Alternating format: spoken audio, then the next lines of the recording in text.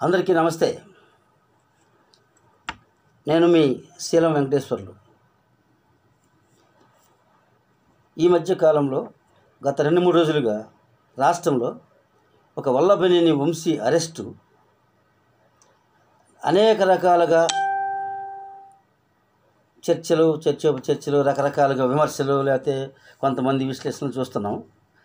కానీ ముందుగా వల్లభనేని వంశీ అరెస్టు అయింది పార్టీ ఆఫీస్ మీద గొడవల గురించి కాదు. ఒక దళిత యువకుణ్ణి కిడ్నాప్ చేసి హైదరాబాద్ తీసుకెళ్ళి తన లిఫ్ట్లో అన్నీ కూడా మనం చూసాం, లైవ్లో చాలా వీడియోల్లో తీసుకెళ్ళిన మాట వాస్తవం కనపడుతుంది కదా. 10వ తారీఖే కేసు పెట్టినారు, 11వ తారీఖు ఆయన కనపడ్డాడని చెప్తారు. ఇప్పుడు ముందు 10వ తారీఖు తీసిపోయి 11వ తారీఖు లిఫ్ట్ దించి పంపించకూడదా? 11వ తారీఖు తీసిపోయి 10వ తారీఖు 9వ తారీఖు తీసుకెళ్ళి దాచిపెట్టి 11వ తారీఖు బయట పెట్టకూడదా? ఇవన్నీ అనవసరమైన రాద్ధాంతాలు. జరిగింది ఏమిటి? దాడి జరిగింది వాస్తవమే. దాని మీద కేసులు అయితే వల్లభనేని అరెస్ట్ అయ్యేవాడే కాదు ఇప్పట్లో. కానీ వల్లభనేని వంశీ ఏం చేశాడంటే అతి తెలివితోటి తన గొయ్యి తానే తాడి చెట్లోతును తవ్వుకొని ఎగిరి దూకాడు దానిలోకి. అట్లా జరిగిపోయింది ఆయన పరిస్థితి. లేకపోతే వల్లభనేని ఎంత దుర్మార్గుడైనా, ఎంత మేధావైనా, ఎంత నెటోరియల్ క్రిమినల్ అయినా ఏదో ఒక దానిలో దొరుకుతాడు అంటారు కదా. ఆ విధంగా ఆ పరిస్థితి అయిపోయింది వల్లభనేని వంశీకి. ఈ రాష్ట్రంలో 5.5 కోట్ల ప్రజల్లో వల్లభనేని వంశీ చేసింది రైటు అనేవాళ్ళు ఏళ్ల మీద లెక్క పెట్టచ్చు. మేధావులు, సమ్ న్యూట్రన్ పర్సన్స్, లేదా సామాన్య ప్రజలు. ఒక్క వైసీపీ ఎక్స్పెక్ట్స్. ఎందుకంటే వాళ్ళు అతను సమర్థిస్తున్నారు. ఎందుకు? తన పార్టీ కార్యకర్త నాయకుడు కాబట్టి. అయితే నిన్న కాక మొన్న పరామర్శించడానికి వెళ్ళినప్పుడు సంతోషం, పరామర్శించాడు. బయటకు వచ్చిన తర్వాత కొన్ని మాటలు ప్రజలకి అందరికీ అభ్యంతరకరమైన మాటలే. గొడ్డలు ఎవరు తీసి పోలీస్ ఆఫీసర్లు నిలబెడతానంటాం. కానీ ఇవన్నీ ఈ రాష్ట్రంలో ఈ మధ్య మరీ గత 5 సంవత్సరాలుగా ఈ తెలుగు రాష్ట్రంలోనే అక్కడ టీఆర్ఎస్ తర్వాత బీఆర్ఎస్ మారింది వాళ్ళు, ఇక్కడ వైసీపీ వాళ్ళు. ఈ 2 పార్టీలు వచ్చిన కాంచే తెలుగు రాష్ట్రాలకు దరిద్రం పట్టుకుంది. బూతులు, టీవీల్లో ఇళ్లలో పనులు చేసుకునే మహిళలు కూడా టీవీలు చూడలేక ఆపేసుకొని వాళ్ళు ఏదో సీరియల్స్ లేకపోతే సినిమాలు చూసుకునే పరిస్థితి, వార్తలు చూసే పరిస్థితి లేకుండా చేశారు.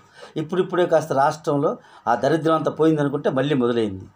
ఇక ఇది పక్కన పెడదాం. 2వ రోజు మిర్చి యార్డు పర్యటన.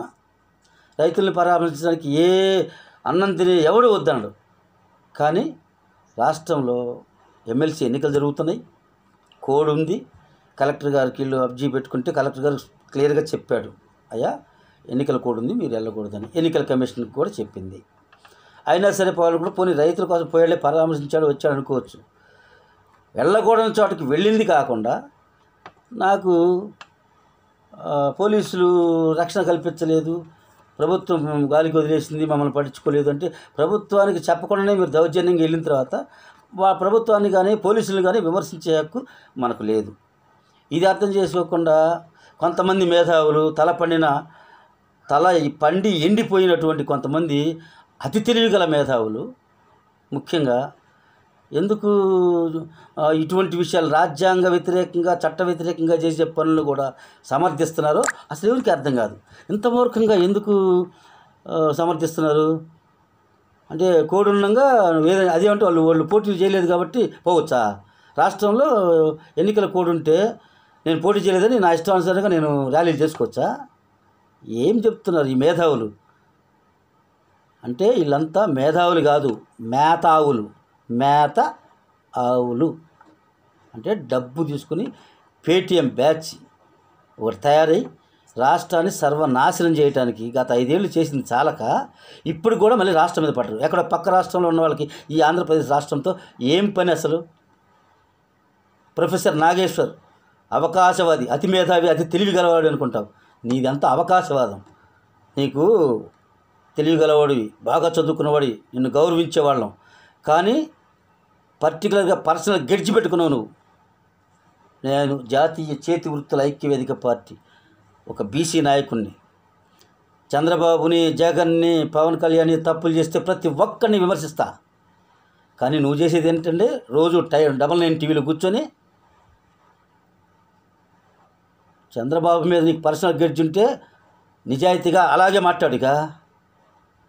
మంచి జరిగినప్పుడేమో మంచి అని చెప్పాలి, చెడు జరిగినప్పుడు చెడు అని చెప్పాలి నువ్వే అంటావు. కానీ ప్రతి విషయంలో చంద్రబాబుని ఎందుకు నువ్వు కార్నర్ చేయాలని చూస్తున్నావు? నిన్న ఢిల్లీలో ప్రమాణ స్వీకారానికి పోతే చంద్రబాబుని తక్కువ చేశాడు మోడీ. నువ్వు వాడు కూర్చొని చెప్తుంటే ప్రజలు పిచ్చోళ్ళు నమ్మడానికి. నీకు విలువ ఉంటుందా? ఇంకా పవన్ కళ్యాణ్కి ఏం గౌరవం ఇవ్వాలో, చంద్రబాబుకి ఏం గౌరవం ఇవ్వాలో వాళ్ళు చూసుకుంటారు, చూస్తారు, ఇస్తారు. కానీ అంటే కూటమిలో చిచ్చు పెట్టాలా. నీ ఇంటెన్షన్ ఏంటి? ఆంధ్రప్రదేశ్ రాష్ట్రం సర్వనాశనం అయిపోవాలా, ప్రశాంతంగా ఉండకూడదు, నిధులు రాకూడదు అనేది నువ్వు ఒకడివి. కేఎస్ ప్రసాద్ అంట తలపండినోడు, వాడొకడు దరిద్రుడు. జర్నలిస్ట్ సాయి అంట. చంద్రబాబు అంట విజనరీ అంట. ఏ విజనరీ అయింది? 40 సంవత్సరాల రాజకీయాల్లో నువ్వేం చూసేవారు? బచ్చా అనాల్సి వస్తుంది, బూతులు మాట్లాడాల్సి వస్తుంది మిమ్మల్ని చూసి, మీరు చేసే దౌర్భాగ్య పనులు చూసి. ఆయన మేధావి కాదు, నీకు ఇష్టం లేకపోతే ఊరుకో. కానీ విజనరీ కాకపోతే వచ్చే 8 నెలలు చర్చికి మీరు నలుగురు, ఈ 10 మంది మేధావులు అప్పుడు పేటీఎం డబ్బులు తీసుకొని మాట్లాడే మేధావులకు ఛాలెంజ్ చేస్తున్నా, ఒక చర్చికి వద్దాం రండి. ఎక్కడ మీరు చెప్పండి? 8 నెలల ప్రభుత్వంలో ఏమేది? ప్రభుత్వం నాకేమో సపోర్ట్ చేయటం కాదు, ఆంధ్ర రాష్ట్రానికి సపోర్ట్. నేను ఆంధ్ర రాష్ట్రం బాగుపడాలి.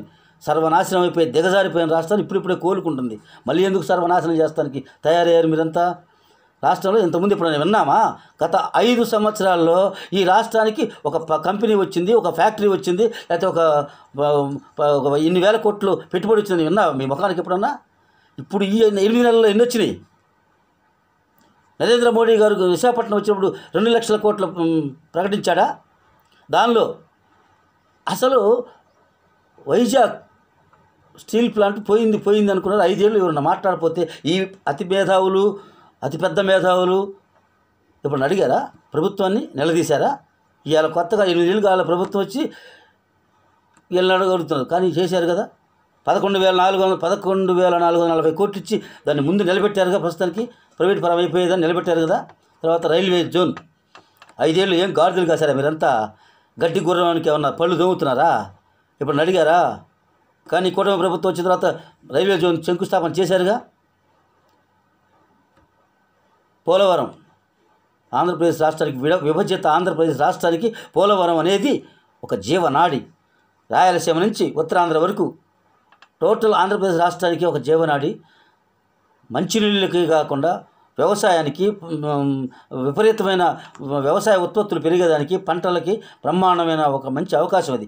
అటువంటి దాన్ని తొలి 5 ఏళ్లలో వాళ్ళు 72% వరకు చేశారుగా. కానీ తర్వాత 5 ఏళ్లలో ఏం చేశారు? 2.5%, 3% కూడా పనులు చేయకపోతే ఈనాడు అడిగారా? పోలవరం ఎత్తు తగ్గించారు, ఇవాళ తగ్గించారా? అసలు పోలవరంతో ఇప్పుడేం తగ్గించారని మాట్లాడతారు అతి మేధావులంతా. 2 విడతలుగా చేస్తామని కేంద్ర ప్రభుత్వం చెప్పింది. ఆ జీవో ప్రకారమే 41 మీటర్ల ఎత్తు ఉన్న తొలి విడతలో ఇప్పుడు నిధులు కూడా ఇచ్చారు, 12,000 కోట్లు. పోలవరం ఆ తర్వాత 2వ విడతగా 45 మీటర్ల ఎత్తు మాత్రం పక్కాగా చేస్తామని చెప్తున్నారు. నిన్న కూడా ఢిల్లీలో ముఖ్యమంత్రి అదే చెప్పాడు, గతంలో నరేంద్ర మోడీ అదే చెప్పాడు, జలశక్తి మంత్రి అదే చెప్పాడు, కేంద్ర మంత్రి 45% తగ్గించారు. రాష్ట్ర జలవనరుల శాఖ మంత్రి రామానాయుడు కూడా అదే చెప్తున్నాడు. అయినా మీరు వీళ్ళు తగ్గించారని చెప్పి ఈ మేధావులు మాట్లాడతారు. పోలవరానికి నిధులు వచ్చినాయి రాలేదా? నిన్న కేంద్ర బడ్జెట్లో కూడా నిధులు విడుదల చేశారా లేదా?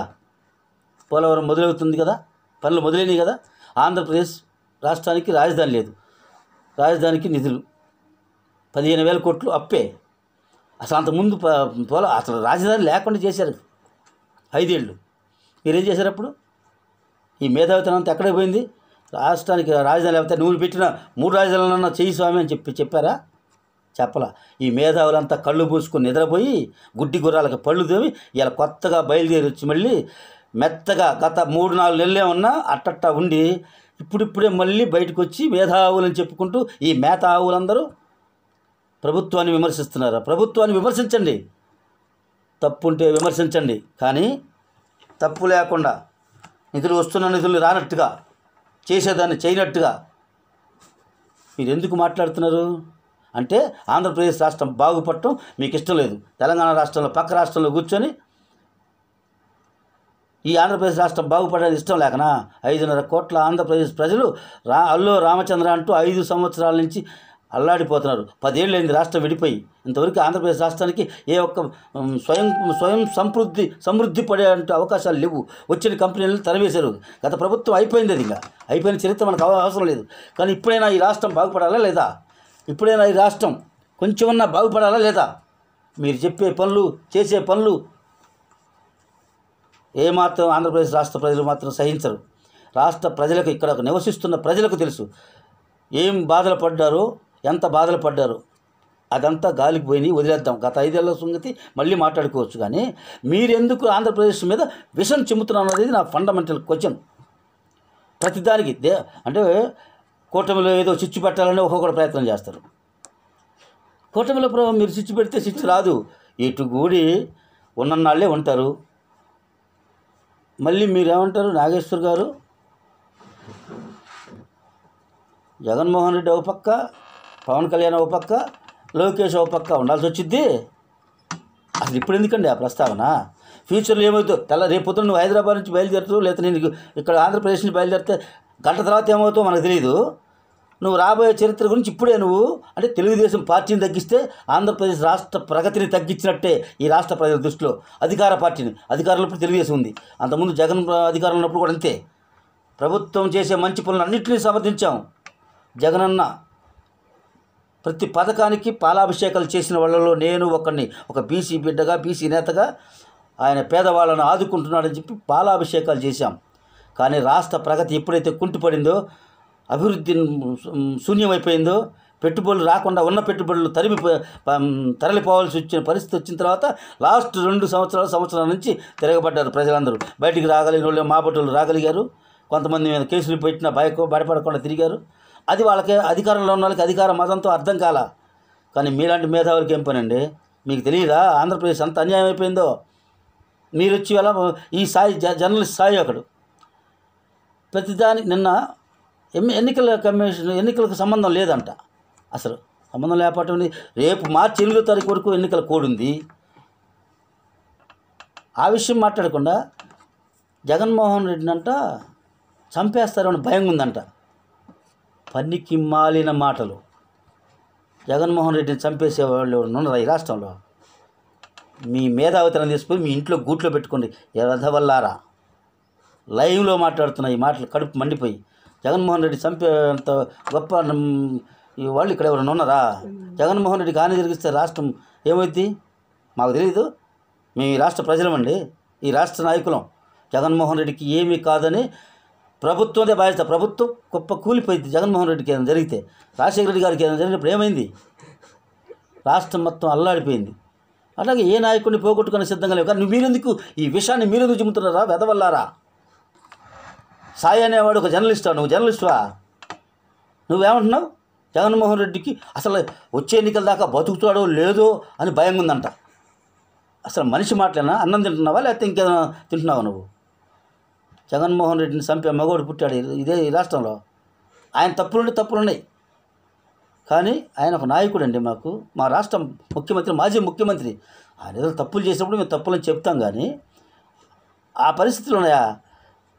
ఆ మాటకు వస్తే గత 5 ఏళ్ల నుంచి ఒక్క జర్నలిస్టు, ఒక్క ఈ మేధావులు, అయా మహానుభావుడు, దివంగత నేత, మాజీ ముఖ్యమంత్రి రాజశేఖర రెడ్డి గారి తమ్ముడు చనిపోయాడు, అది ఏమైందో మాకు ఎవరికి తెలియపరచండి, మాకు తెలియలేదు, మీరు ఎంక్వైరీ చేయండి అని ఒక్కడు అడిగారా?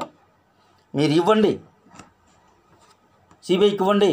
ఇచ్చి మళ్ళీ ఎందుకు వెనక్కి తీసుకుంటున్నావు గారు? జగన్మోహన్ రెడ్డి గారు ముఖ్యమంత్రి గారు, మీరు ఎందుకు వెనక్కి తీసుకున్నారు? మీరు ఖచ్చితంగా అది ఎంక్వైరీ జరగాలి, ఎవరు చంపాడో తెలియాలని చెప్పి ఒక్కడు అనలేదు. ఆయన మాత్రం నాయకుడు అండి, ఎంత మంచివాడు వివేకానంద రెడ్డి గారు. అటువంటి వాడు చనిపోతే ఒక్కళ్ళు మీరు మాట్లాడలేదు. ఇప్పుడంటే ముందుగానే అంటే ఎన్ని కుట్ర రాజకీయాలు, మీ కుట్రలు మీ ఎన్ని ఏమంటుంది అంటే, నేను జగన్మోహన్ రెడ్డి గారిని సమర్థిస్తే కానీ సాక్షి పేపర్ని, సాక్షి ఛానల్ని సమర్థించను. వాళ్ళన్నీ వండి వార్చేవి. ఇవన్నీ నిన్న జరిగింది ఏంటంటే పసిపిల్ల, ఆ అమ్మాయి పాపం ఎవరు బిడ్డ అయితేనే ఉండే, ఆ అమ్మాయి మీద గత 2 రోజులుగా విపరీతమైన స్ట్రోల్స్.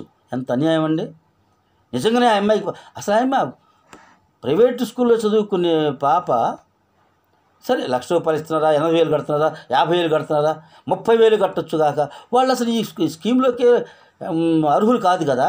అటువంటి ఏదో ఆ పాప వచ్చింది చేశారు. కానీ మిగతా వాళ్ళకు కూడా నేను ప్రతి వాళ్ళకి ఆంధ్రప్రదేశ్ రాష్ట్రంలో ఉన్న యూట్యూబర్స్ లేకపోతే ప్రతి వాళ్ళకి విజ్ఞప్తి చేస్తున్నాం, ఆడవాళ్ళ జోలికి ఆడపిల్లల జోలికి మాత్రం వెళ్ళకండి. ఇంతటితో ఆ ట్రోలింగ్స్ ఆపండి. గతంలో ఆడపిల్లల జోలికి కానీ ఇప్పుడు కానీ ఎవ్వరూ పోకూడదు. అదేగా ఇప్పుడు వల్లభనేని వంశీ అరెస్ట్ అయితే ఏమాత్రం అయ్యో పాప అరెస్ట్ అయ్యాడని ఒక్కడనలా. ఎందుకనలా? అతను మాట్లాడిన మాటలు.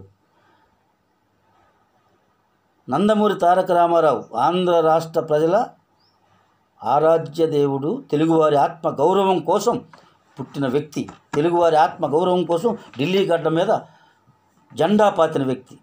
అంతకుముందు మద్రాసులు అనేవాళ్ళు మనల్ని. కానీ ఆ మరక చెరిపేసి తెలుగు వాళ్ళు ఉన్నారు అని గర్వంగా చెప్పుకునే తెలుగు బిడ్డ, తెలుగువారి ఆత్మ గౌరవానికి ప్రత్యేక ఎన్టీ రామారావు. ఆ మహానుభావుడి కూతురు, గతంలో ముఖ్యమంత్రిగా 3 సార్లు చేసిన ఆయన ముఖ్యమంత్రి భార్య, ఆ నందమూరి వారి ఆడపడుచుని ఏం మాట్లాడుతున్నారండి మీరు? ఆ మాటలు మాట్లాడినప్పుడు ఒక్కళ్ళు ఖండించారా? పార్టీ అధ్యక్షుడిగానో లేకపోతే ముఖ్యమంత్రిగానో ఉన్న గత ముఖ్యమంత్రి గారు కూడా స్పందించలేదు కాబట్టే ప్రజలు ఆ తీర్పు ఇచ్చారు. ఆయనైనా ఖండించుంటే ఇవాళ ఆ పరిస్థితి ఆ పార్టీకి వచ్చేది కాదు. ఇటు వాళ్ళు తిడుతున్నారు అటు వాళ్ళు తిడుతున్నారు అనేది అంటే అన్నీ ఇప్పుడు గుర్రాన్ని గాడిదని ఒకే గాట కట్టేయకూడదు. బూతులు మాట్లాడే వాళ్ళందరినీ ఖండించాల్సింది. ఇప్పుడు నాకు 2-3 బూతులు, అందరినీ క్షమించాలి అందరూ నన్ను. ఆవేశంలో ఈ జర్నలిస్టులు చేస్తున్న లేకపోతే ఈ ముదిరిపోయిన ముదురు బెండకాయ లాంటి ఈ మేధావులు చేస్తున్న దుర్మార్గమైన విశ్లేషణలను చూసి కడుపు మండిపోయి 1-2 మాటలు బుద్ధి ఉందా బుద్ధి లేదా గాడిదా అని అన్నా. సారీ, దానికి మళ్ళీ ఇంకోసారి క్షమాపణ చెప్తున్నా. కానీ అటువంటి ఎవరు మాట్లాడకూడదు. ఇప్పుడు శాంతంగా మాట్లాడుకుందాం. ఈ మేధావులందరూ మీరు మా రాష్ట్రం జోలికి రాబాకండయ్యా.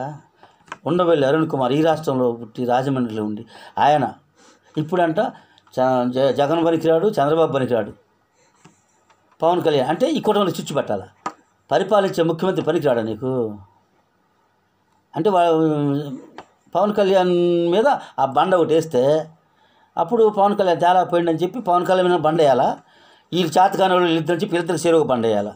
జగన్మోహన్ రెడ్డికి చంద్రబాబుకి ఏం తెలియదు. ఎట్లండి నీ ఎట్లంటే శకుని, భారతంలో శకుని ఉంటాడు. శకుని ఆ శకుని పాత్ర పోషిస్తాను. నిన్న మొన్నటి దాకా ఈనాడు రామోజీరావు మీద ఏదో పోరాడుతున్నానని రాజశేఖర రెడ్డి గారు ఏదో నీకు ఎంపీ సీట్ ఇచ్చాడు, గెలిచావు, 5 ఏళ్ళు అనుభవించావు, తర్వాత ఇక నువ్వు గెలవలేదు, వదిలేసే రాజకీయాలు తప్పుకున్నాడు, పక్కన ఉన్నోడివి.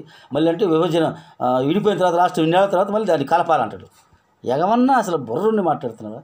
11 ఏళ్ళు అవుతుంది రాష్ట్రం విడిపోయి, మళ్ళీ కలుస్తుందా రాష్ట్రం? దానికి సుప్రీంకోర్టులో కేసు చేశానంటావు. ఏం పనులు అవన్నీ? మంచి అనిపించుకో. నోటితో మాట్లాడుతూ నొసులతో ఎక్కిరిస్తుంటావు నువ్వు. అంటే నీకు విశ్వాసం ఉండొచ్చు రాజశేఖర రెడ్డి కుటుంబం మీద. నాకు కూడా రాజశేఖర రెడ్డి గారు మా రాష్ట్ర మాజీ ముఖ్యమంత్రి, మా రాష్ట్ర నాయకుడిగా ఆయనంటే అందరికీ అభిమానం ఉంటుందండి. కానీ కుట్రతోటి ఎదుటి వాళ్ళ మీద బుర్ర జల్లకూడదు. ముఖ్యమంత్రి చంద్రబాబు నాయుడు గురించి ఒకసారి పొగిడితే 100 సార్లు తిడతావు నువ్వు. దేనికో నీకు పర్సనల్ ఎడ్జి, అది పర్సనల్ గెడ్జివి. నువ్వు గెడ్జి పెట్టుకొని మంచి చేసిన మంచిను. నేను బీసీ బిడ్డగా, బీసీ నాయకుడిగా ఎవరు ఈ రాష్ట్రానికి మేలు చేశారో, ఏం చేశారో గత 40 సంవత్సరాలుగా రాజకీయాన్ని దగ్గరగా ఉండి చూస్తున్నా. నిన్నగాక మొన్న జరిగిన 2024 ఎన్నికల్లో నా సొంత పార్టీ పెట్టుకొని 20 మంది ఎమ్మెల్యేలను పోటీ చేశాం ఈ రాష్ట్రంలో. నేను చీరాల నియోజకవర్గ ఎమ్మెల్యేగా పోటీ చేశా. రాష్ట్రం రాజకీయాలు మాకు తెలియదా? మీరే పెద్ద అతి మేధావులని కూర్చొని మాట్లాడుతూ ఉంటే మీ ఇష్టం వచ్చినట్టు. కాకపోతే మేము ఛానల్లో ఇప్పుడు ఈ మధ్య ప్రైమ్ నైన్ టీవీలో నేను కూడా డిబేట్స్కి వస్తున్నా. ఈ మేధావులు ఎవరన్నా తగులుతారేమో, వాళ్ళని అట్లా తగులుకొని మాట్లాడదాం 4 మాటలు అనుకుంటుంటే ఆ ఛానల్కి పెద్ద మేధావులు ఎవరు రావట్లా. ఉన్న విషయాల్ని ఉన్నట్టుగా మాట్లాడుకోవాలి తప్ప అనవసరమైన విషయాలు పోకూడదు. ఇంకొకటి, పోలవరం గురించి 10,000 కోట్లు ఆ నిర్వాసితులకు ఇచ్చారా లేదా? 2 ఈ నెల క్రితం, నెల కూడా కాల, 2-3 వారాల క్రితమే అనుకుంటా, సబ్జెక్టు కరప్షన్. పోలవరానికి ఇచ్చారా లేదా? మళ్ళీ పోలవరానికి 12,000 కోట్లు శాంక్షన్ చేసి 3,500 కోట్లు మొన్న బడ్జెట్లో పెట్టారు. అది కాకుండా అమరావతికి ఏమండి పెట్టిన దాన్ని మళ్ళీ చెడగొట్టడం చాలా ఈజీ, కానీ మళ్ళీ దాన్ని పునర్జీవం పోయాలా, పునర్నిర్మించాలంటే ఎంత కష్టమో గత 7-8 నెలలుగా చూస్తున్నాం. ఆ జంగిల్ క్లియరెన్స్ అయితేనే వాటికి వీళ్ళు కాకుండా టిట్కో ద్వారా టిట్కో ఇళ్ళు రాష్ట్ర వ్యాప్తంగా ప్రతి జిల్లాలో కట్టిన ఇళ్ళు అట్టాగే పెట్టాం, పేదలకు కూడా పంచలా మనం. అందువల్ల ఇప్పుడు వాటన్నిటిని పంచుకుంటూ ఒక్కో పని చేసుకుంటూ వస్తున్నారు. అమరావతికి నిధులు తీసుకొచ్చారు కదా. అమరావతికి ఎవరు అమరావతి రాజధాని రాష్ట్ర ప్రజలందరిది.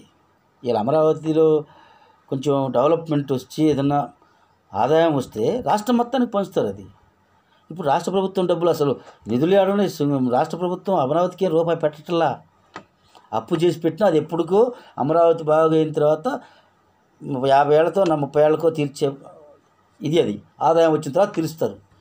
ఏదైనా అంతే, డెవలప్మెంట్ అంటే వచ్చింది ముందు పెట్టుబడి పెడితే తర్వాత దాని మీద వచ్చే డెవలప్మెంట్ ఏదో చేసిన తర్వాత వచ్చే ఆదాయాన్ని అప్పు తీర్చుకుంటూ వస్తారు. ఆ తర్వాత ఏమైంది ఇప్పుడు మూడవది, అసలు రాయలసీమలో నీళ్ళు లేవు, పంటలే పండవు అనుకుంటే గత ప్రభుత్వమే గత 10 ఏళ్ల క్రితం ఎంత అద్భుతంగా రాయలసీమకు నీళ్ళు తీసుకెళ్లారు. పట్టిసీమ కట్టి పట్టిసీమ నీళ్ళని గోదావరి నీళ్ళని పట్టిసీమ ద్వారా ఇటు కృష్ణా డెల్టాకి ఇటు ఇచ్చి కృష్ణానదిలో నీళ్ళని రాయలసీమకు తీసుకెళ్ళి పులివెందుల ప్రాంతానికి కూడా నీళ్ళు ఇచ్చారు గత ప్రభుత్వం, అవునా కదా. ఇప్పుడు ఈ 5 ఏళ్లలో ఏం చేసాం మనం? 4 ప్రాజెక్టులకి గేట్లు కొట్టుకుపోయాయి, చూసాం కదా. పులిచింతల కొట్టుకుపోయిందా, పోతిరెడ్డిపాడు గేట్ కొట్టుకుపోయిందా, అన్నమయ్య గేట్ కొట్టుకుపోయిందా, 32 మందో 36 మందో చనిపోయారు. వాళ్ళకి ఎంతవరకు మనం ఏం చేయలే, కనీసం పరామర్శించడానికి కూడా పోని పరిస్థితి మంది. ఇన్ని జరుగుతున్నప్పుడు ఈ మేధావులు ఎవరు మాట్లాడలేదు. ఇవాళ నీటిపారుదల శాఖ మంత్రిగా రామానాయుడు గారు ప్రాజెక్టులన్నింటినీ రివ్యూ చేస్తూ, నిన్న కూడా జల వనరుల మీద మీటింగ్ జరిగితే వెళ్ళి మాట్లాడుతూ ఆయన ఎంత అద్భుతంగా పనిచేస్తున్నాడు. అంతకుముందు మంత్రులు ఏం చేశారో ఎవరికి తెలియదు, బూతులు తప్ప. ఇప్పుడు రాష్ట్రాన్ని గాడిలో పెడుతున్నారు కదా. ఎందుకు మీకు అంత కక్ష? మరి గాడిలో పెడుతున్న ఈ రాష్ట్రం బాగుపడితే మీ కళ్ళు ఓర్చలేవా? ఇంకా ఈ రాష్ట్రంలో ఆదాయం తగ్గిపోయిన మాట వాస్తవం, అప్పులు పెరిగిపోయిన మాట వాస్తవం. 10 లక్షల కోట్ల అప్పు ఉంది. అయినా సరే వీళ్ళు ఇచ్చిన 6 హామీలలో 3 నెరవేర్చారు కదా, నిజాయితీగా ఒప్పుకోవాలి కదా. పింఛను 2000 పింఛను 3000 చేస్తామని మన జగనన్న 5 ఏళ్ళు పట్టింది కదా. 250 పెంచుకుంటా 250 1000 పెంచాడు. 5వ సంవత్సరం ఎలక్షన్ ముందు జనవరిలో. ఈ ప్రభుత్వం రాగానే 1000 ఒకేసారి ఎట్ టైం పెంచింది మొదటి నెలలోనే. ఇది కాకుండా ఏప్రిల్, మే, జూన్ 3 మాసాలకి 3000 కలిపి ఈ 4000 7000 ఇచ్చారు కదా. ప్రతి నెల కంటిన్యూషన్గా మొదటి తారీఖు ఫస్ట్ తారీఖే పింఛన్లు ఇస్తున్నారు కదా. వాలంటీర్లు లేకపోయినా కూడా ఇస్తున్నారు కదా వెళ్ళే. ఆ తర్వాత అన్నా క్యాంటీన్లు 175 నియోజకవర్గం ఫస్ట్ 101, 103 చేశారు. తర్వాత ఇప్పుడు మళ్ళీ 68, 70 దాకా చేశారు. అంటే టోటల్గా 175 నియోజకవర్గాల్లో అన్నిటికీ చేశారు కదా. 175 నియోజకవర్గాలు ఉన్నాయి కదా అన్నా క్యాంటీన్లు. కాబట్టి విమర్శించటం కాదండి, ప్రతి వాళ్ళు కూడా ఆలోచించే మాట్లాడాలి ఏదైనా. ఆ తర్వాత గ్యాస్ సంవత్సరానికి 3 సిలిండర్, అంటే 4 నెలలకు 1 సిలిండర్. రాగానే 4 నెలలు గడిచిపోయింది, 5వ నెల 6వ నెలలో గ్యాస్ ఇచ్చేసారు. ఇప్పుడు 8వ నెల 2 నెలలు అవుతుంది గ్యాస్ ఇచ్చి కూడా 1 సిలిండర్. 6 నెలలు మళ్ళీ 4 నెలల తర్వాత ఇంకోటి ఇస్తారు. ఒకేసారి 3 సిలిండర్లు తెచ్చి ఇంటూ పెట్టుకోలేం కదా. ఇళ్ళలో గ్యాస్ 3 సిలిండర్ స్టాక్ పెట్టుకోలేంగా. 3 సిలిండర్ గ్యాస్ ఇస్తా అన్నది వంటకి, గ్యాస్ వరకే. ఇంట్లో 3 స్టాక్ పెట్టుకుంటే మళ్ళీ ప్రమాదాలు జరుగుతాయి కదా. అది మీకు మాత్రం తెలియదా మీకు? అదొకటి. ఇక 3 ముఖ్యమైనవి ఉన్నాయి. దీనికి మేము కూడా డిమాండ్ చేస్తున్నాం రాష్ట్ర ప్రభుత్వాన్ని, చంద్రబాబు నాయుడిని, పవన్ కళ్యాణ్ గారిని, లోకేష్ని కూడా. ఇంకా 3 హామీలు మీరు ఇచ్చినవి నెరవేర్చాలి. 1 తల్లికి వందనం చాలా ఇంపార్టెంట్ అయింది. వచ్చే నెలలోనో ఏమో ఇస్తామని మొన్ననే వీళ్ళు క్యాబినెట్ మంత్రివర్గాన్ని క్యాబినెట్ మీటింగ్లో చెప్పారు. మీడియా ముందు కూడా వచ్చింది, అందరం చూసాము. 2 నెలల్లో మేము రాష్ట్ర పరిస్థితి బాగాలేదు కాబట్టి 2 నెలల్లో అమలు పరుస్తూ ఉన్నారు. సంవత్సరం లోపు అమలు పరచకపోతే మళ్ళీ వాళ్ళ మీద యుద్ధం ప్రకటిస్తాం, అది వేరు. మిగతా 2 హామీలు కూడా మేము బస్సు, మహిళలకు ఉచిత బస్సు కూడా ఉగాదికి ఏదో చేస్తూ ఉన్నారు. ఇవన్నీ ప్రభుత్వ పథకాలను డిమాండ్ చేద్దాం. వీటితో పాటు మా బీసీలుగా మాకు డిమాండ్లు కొన్ని ఉన్నాయి. ఇది చాలా ముఖ్యమైనది, అందరూ గమనించాల్సింది ఏంటంటే, బీసీలకు గత ప్రభుత్వం బీసీలకు 56 కార్పొరేషన్లు పెట్టి బీసీలను ఉద్ధరిస్తామని చెప్పి జగనన్న కార్పొరేషన్లు పెట్టాడు. ముందు ప్రకటించినప్పుడు సంతోషపడ్డాం. కానీ ఏమైంది, పంచాయతీ ఎన్నికల్లో, మున్సిపాలిటీ ఎన్నికలు లేకపోతే మండల ఎలక్షన్స్లో బీసీలకి 33% రిజర్వేషన్ని తగ్గించి పంచాయతీ ఎన్నికలు జరిపారు. దానివల్ల వేలాది మంది బీసీ బిడ్డలు పదవులు కోల్పోయారు. ఇది అన్యాయం కదా. జగనన్న ఓడిపోవడంలో ప్రధానంగా ముఖ్యమైన కారణం ఇది కూడా ఒకటి. బీసీలకు ఎప్పుడైతే మీరు పంచాయతీల్లో 33% ఉన్నదాన్ని 22% తగ్గించేది చేశారో, ఎన్నికలకు పోయారో, అప్పుడే మీరు కోర్టులో కేసు వేయాల్సింది. ఎన్నికలు ఇంకొక నెల ఆపి 2 నెలలు ఆపి 6 నెలలు ఆపి అయినా సరే బీసీలకు అన్యాయం జరిగితే ఒప్పుకోనని జగనన్న నిలబడి ఉన్నట్టుకైతే ఇవాళ జగనన్నకి ఈ పరిస్థితి వచ్చేది కాదు. బీసీలకు తీవ్రమైన అన్యాయం అదొకటి. రెండవది, కార్పొరేషన్లు పెట్టి 56 కార్పొరేషన్లు పెట్టాను, 750 మందికి పదవులు ఇస్తున్నాం, జిల్లాకి ఒక 15 నుంచి 20 పదవులు, 30 పదవులు, 50 పదవులు వస్తున్నాయి అని అంటే అది సంతోషపడ్డాం. కానీ ఏమైంది, ఆ కార్పొరేషన్లకు నిధులు లేవు, కనీసం వాళ్ళకి ఆఫీసులు లేవు, కూర్చొని కుర్చీలు లేవు. కానీ అందులో కొంతమంది డైరెక్టర్లు మాత్రం 20 లక్షలు కార్పొరేషన్ ఏదో ద్వారా లోన్ తీసుకొని కార్లు కొనుక్కొని కార్ల మీద తిరిగారు. ఆ కార్ల మీద తిరుగుతూ వాటికి ఆయిల్కి కూడా చాలా డబ్బులు లేక కొంతమంది అప్పులు పాలైపోయారు. నా కళ్ళ ముందు చాలామంది తెలుసు నాకు. దానికి పాటు బీసీలకి అవమానం జరిగింది. బీసీలకి నువ్వు చైర్మన్లుగా పదవి ఇచ్చి వాళ్ళు కూర్చుని కుర్చీ లేదు, వాళ్ళకి నిధులు లేకుండా ₹1 అయిపోతే వాళ్ళు ఓళ్ళలోకి పోతే నువ్వు కార్పొరేషన్ డైరెక్టర్ అయినవు లేకపోతే కార్పొరేషన్ చైర్మన్ అయినవు, మాకు ఏం చేసావు అని చెప్పి అడుగుతుంటే మా బీసీలు అవమానపడుతున్నారు. ఈ 2 చాలా పెద్ద తప్పు. ఇంకొకటి, మేము ఈ ప్రభుత్వాన్ని ఇప్పుడు ప్రశ్నిస్తున్నాం, బీసీ కులగణన జరగాలి.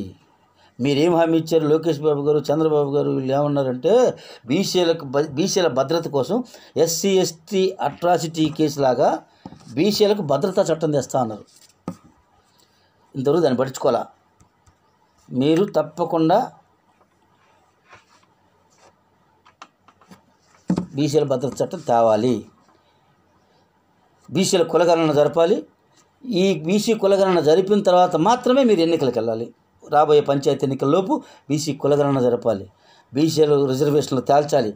తెలంగాణలో బీసీ కులగణన జరిపారు, 42% బీసీలకు ఇస్తూ ఉన్నారు.